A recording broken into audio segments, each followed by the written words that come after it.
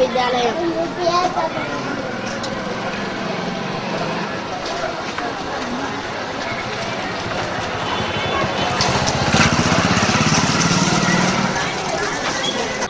సభాధ్యక్షులుగా మన పాఠశాల correspondent Shri Alle Sangaiah sir వేదికపైకి రావాల్సిందిగా కోరుతున్నాను.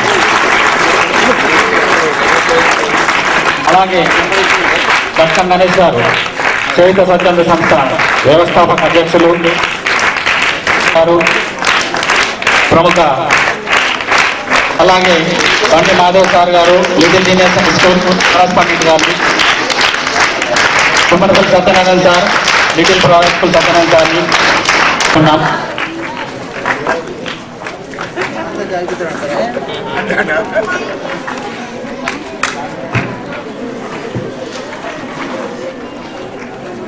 స్వచ్ఛంద చేయుత నిత్యాన్నదాన పథక కార్యక్రమానికి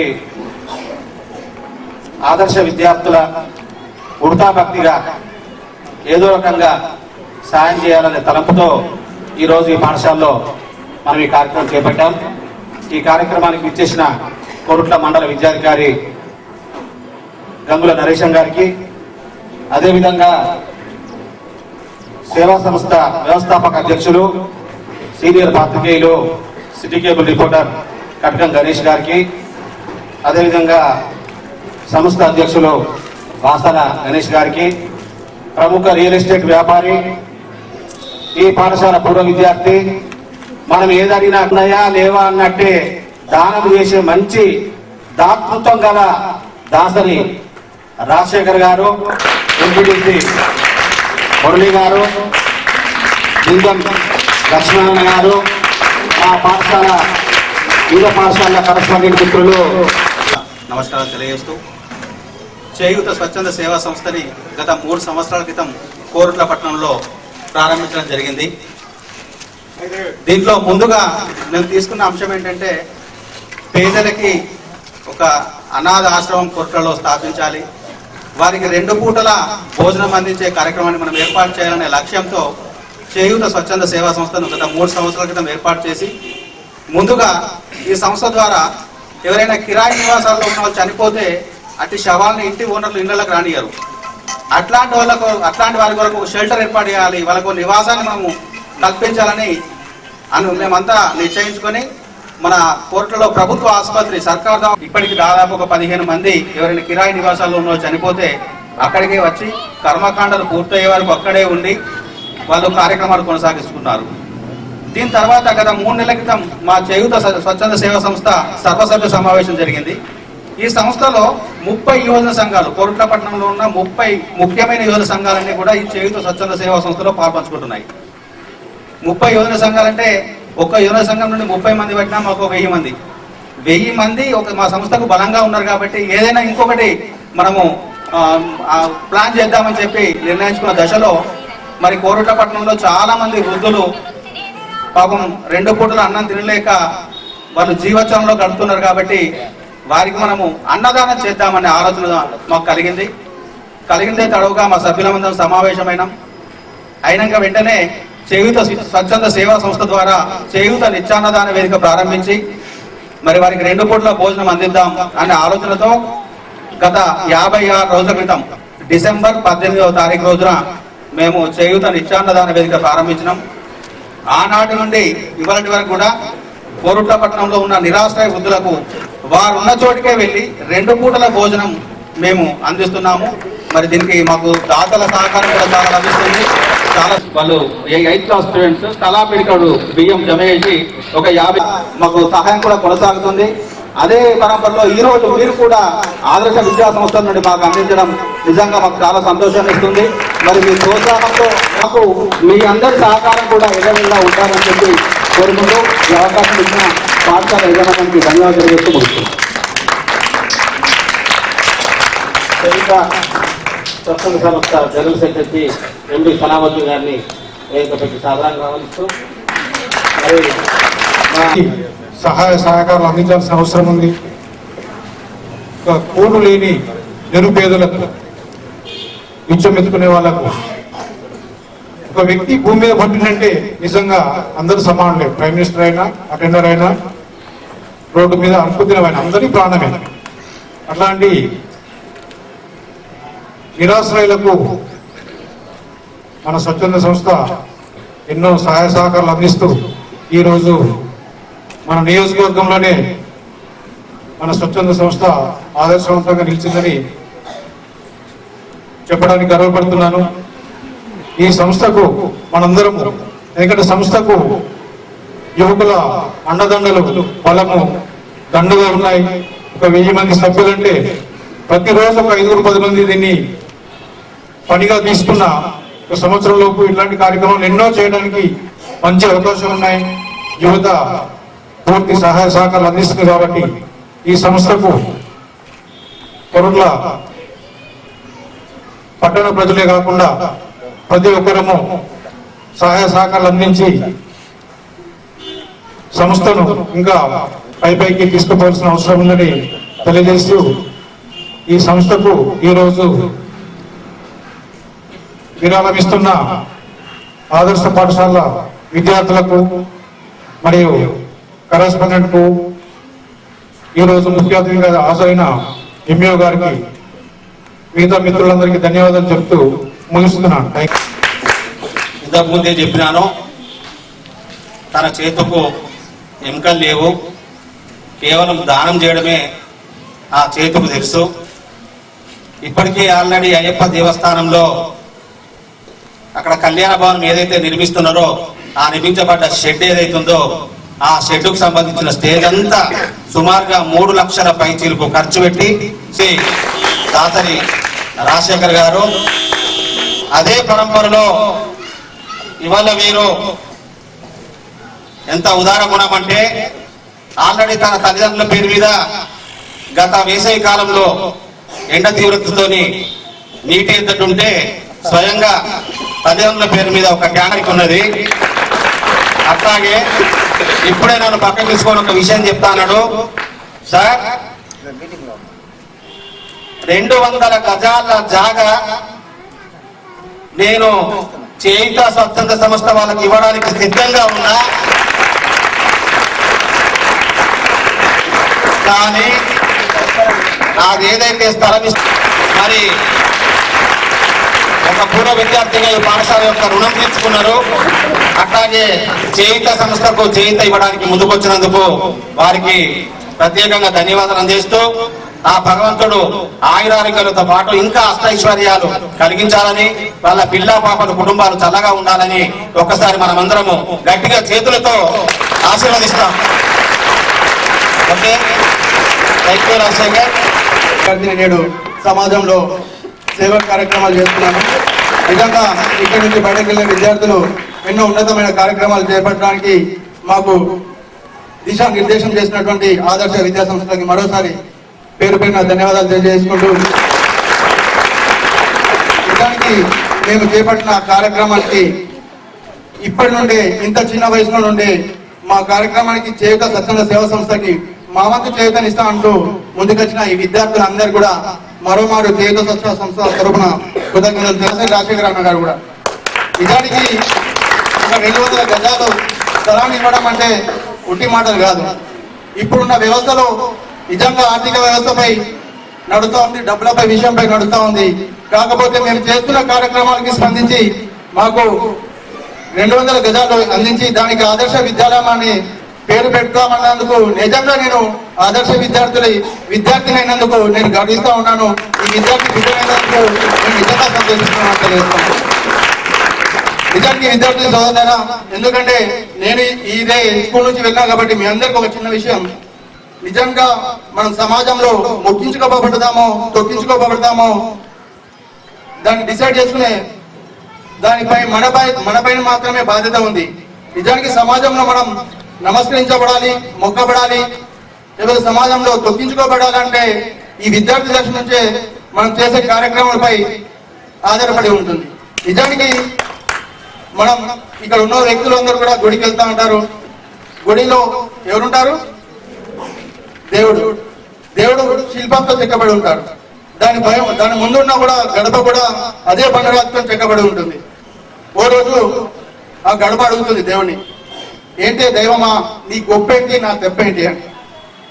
అప్పుడు ఆ దైవం ఆ శిల్పం నవ్వుతూ ఆస్వాదిస్తుంది, నిన్ను నన్ను ఒకే బండ నుంచి ఆ శిల్పి చెక్కాడు, కాకపోతే చెక్కేటప్పుడు నిన్ను కొడతా ఉంటే నీ నొప్పికి తట్టుకోలేవు, చాలు చాలు అన్నావు కాబట్టి 4 దెబ్బలేసి వదిలేశాడు, నువ్వు గడిపయ్యావు. నన్ను ఇక్కడ కొట్టాడు ప్రతి దెబ్బ కొడుతూనే ఉన్నాడు, ప్రతి దెబ్బ నా కోసం అనుకున్నాను, ప్రతి చెప్పే విషయం నా కోసమే అనుకున్నాను కాబట్టి నేను దేవుడిగా మొక్కబడుతున్నాను. విద్యార్థులారా మీరందరూ కూడా బాధాకరం. పాపం ఇల్లు లేకపోతే చనిపోయిన వ్యక్తులను రోడ్డు పైన పెట్టుకొని శ్మశాన వాటికల్లో పెట్టుకొని కార్యక్రమాలు చేయడం అనేది చాలా బాధాకరం. అప్పటికే చనిపోయిన బాధలో ఉన్నవారు ఆ చనిపోయిన ఇంకా లోపలికి ఇంట్లో కూడా రానియమంటే ఇంకా బాధ. అలాంటిగా వారి కోసం మొదటగా ఒక ఆశ్రమం అనేది ఏర్పాటు చేయడం అనేది అభినందనీయం. దాని తర్వాత మరో అడుగు ముందుకేస్తూ నా లోపల కూడా ఎందుకు నేను కూడా ఇలాంటి వాటిలో పార్టిసిపేట్ చేయకూడదు, ఎంతసేపు మన సంపాదన కోసం బిజీగా ఉండడమేనా అనే భావన వచ్చింది. ఇందాక వచ్చినప్పుడు సంగయ్య సార్ని అడిగాను, మరి వంట ఎవరు చేస్తారు, పంచడం ఎవరు వస్తారు, వాళ్ళ దగ్గరికే వెళ్ళి అన్నం పెట్టడము అంటే ఆ ఇచ్చినటువంటి ఆశ్రమంలో వంట చేయడం జరుగుతుంది. ఈ యొక్క సేవా సంస్థలో ఉన్నటువంటి ఆ సభ్యులే ప్రతిరోజు పేదవాళ్ళ దగ్గరికి వెళ్ళి అందించడం జరుగుతుంది భోజనం అని చెప్తే నాకు చాలా ఆనందం వేసింది. స్వచ్ఛంద సంస్థ వారి యొక్క ప్రోగ్రాం పిలిచినటువంటి శ్రీ అల్లి సంగయ్య గారు, తర్వాత వేదిక పైన ఆశిస్తున్నటువంటి పెద్దలందరికీ కూడా నమస్కారం. ఉపాధ్యాయ బృందానికి నమస్కారం. విద్యార్థులకు ఆశిస్తులు. నాకు తెలిసి ఇది కార్యక్రమాల వలన విద్యార్థి దశ నుంచే ప్రేరేపింపజేసిన భవిష్యత్తులో అలా యువకులుగా స్వచ్ఛంద కార్యకర్తలుగా సమాజానికి ఉపయోగపడే కార్యక్రమాలు చేస్తారు. ఆ యొక్క మీ ప్రోగ్రామ్స్ని అలా కంటిన్యూ చేయండి.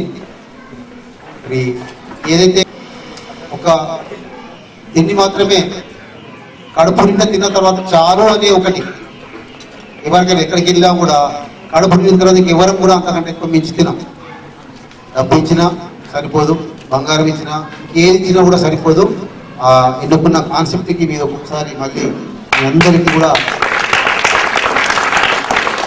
మరొకసారి వందనం చేస్తున్నాను.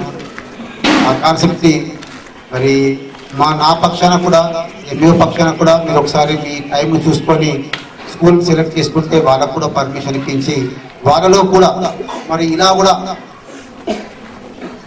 ఆకలితో అలపడించే వారికి, రోడ్డు సైడు అనాథలకి, ఒక పూట కూడా తిండికి నోచుకోలేని వారికి 2 పూటలు తిండి మనం వెళ్ళి వాళ్ళకు సమయానికి అందించే కార్యక్రమాన్ని ఎన్నుకున్న మీకు మా వంతు ఇక్కడ ఉన్న వాళ్ళందరూ కూడా స్పందించారు. రాజశేఖర్ గారి గురించి కూడా చెప్పారు, మరి వారు కూడా ధన్యులు. మరి ఇక్కడి ఆదర్శ స్కూల్ యొక్క ప్రొడక్ట్సే అలా ఉంటాయి కావచ్చు అనుకుంటా బహుశా. Okay, thank you, go ahead. మరి మిగతా పాఠశాలల వాళ్ళు కూడా వాళ్ళు చెప్పారు, ఎన్ఎస్ఎస్ సత్యనారాయణ సార్ అయితేనేమి, మహాదేవ్ సార్ అయితే వాళ్ళు కూడా ఈ యొక్క ఈ మార్గానికి వెన్నంటి ఖచ్చితంగా సపోర్ట్ ఉంటుంది. నేను ఎన్నుకున్నటువంటి కార్యక్రమమే మోటోనే అలాంటిది. గర్ల్స్ స్కూల్ లాంటిది ఉన్నది, బాయ్స్ స్కూల్ లాంటిది ఉన్నది, ఇంకా ఇలాంటి మాదాపూర్ కానీ ఇంకా ఉంటే మీరు ఎప్పుడైనా కూడా ఒకరు ఇంకా మంచి కాన్సెప్ట్ చెప్పేస్తే వాళ్ళు వాళ్ళ సమయాన్ని బట్టి ఖచ్చితంగా లేదు. చెప్పారు సార్? ఓకే ఓకే ఓకే, మంచి. ఖచ్చితంగా మనము ఒకరికి సాయం చేస్తే మనకు తెలియకుండా ఇంకొక రూపంలో ఏదో రూపంలో తప్పనిసరిగా మనకు భగవంతుడు వారిని నమ్మే దేవుడే కావచ్చు, అల్లా కావచ్చు, క్రీస్తు కావచ్చు, దేవుడు కావచ్చు, మీరు ఏ దేవుడు నమ్ముతో ఆ దేవుడు ఇంకొక రకంగా తప్పనిసరిగా మనకు లేదా మన పిల్లలకి ఏదో ఒక రూపంగా హెల్ప్ సహాయం అని చేస్తుంటారు. తప్ప ఖచ్చితమైన మీరు నమ్మే దేవుని సాక్షిగా ఈ యొక్క మంచి ప్రోగ్రామ్కి నన్ను ఆహ్వానించినటువంటి అందరికీ కూడా మరొకసారి ప్రారంభిస్తామని చెప్పని కటకం గణేష్ గారు ఫోన్ చేసి స్వచ్ఛంద సంస్థ ఆధ్వర్యంలో నిత్యాన్నదాన పథకాన్ని ప్రారంభించదలుచుకున్నాం. మరి ఏ విధంగా ఉంటుంది, ఎట్లుంటుంది అని చెప్పని అడిగినప్పుడు మరి ఇది నిరంతరం కొనసాగే ప్రక్రియనా అంటే నిరంతరం కొనసాగే ప్రక్రియ. ఎన్ని కష్టాలు వచ్చినా, ఎన్ని ఇబ్బందులు ఎదురైనా కానీ ఖచ్చితంగా ప్రతిరోజు 2 పూటల అన్నం అందించడానికి మేము సిద్ధంగా ఉన్నామని చెప్పి ఆనందపడ్డా. ఎందుకంటే ఎక్కడో జాతరలు జరుగుతుంటాయి, ఎక్కడో ఉత్సవాలు జరుగుతుంటాయి, ఎక్కడో దేవుళ్ళ కళ్యాణాలు జరుగుతాయి. వాటికి మనము ఇంటల కొద్ది వేల రూపాయలు దానం చేస్తున్నాము. ఇంతకుముందు మాధవస్థానం చెప్పినట్టు మానవ సేవయే మాధవ సేవ అనే ఒక మంచి సదుద్దేశంతో వారు ముందుకొచ్చి ఈ కార్యక్రమాన్ని నిర్వహిస్తున్నందుకు మా పాఠశాల పక్షాన కూడా ప్రత్యేక ధన్యవాదాలు అందజేస్తూ, మరి ఒక 10-15 రోజుల కింద సనావుద్దీన్ వచ్చి సార్ ఆల్రెడీ కత్లాపురంలో ఈ విధంగా చేశారు, మరి కొరుట్లపట్నంలో అన్ని పాఠశాలలో చేస్తే బాగుంటుందని చెప్పి అనుకుంటున్నాము, ఒకసారి విచారం చేయండి సార్ అంటే వారు చెప్పి వెళ్ళిపోయారు.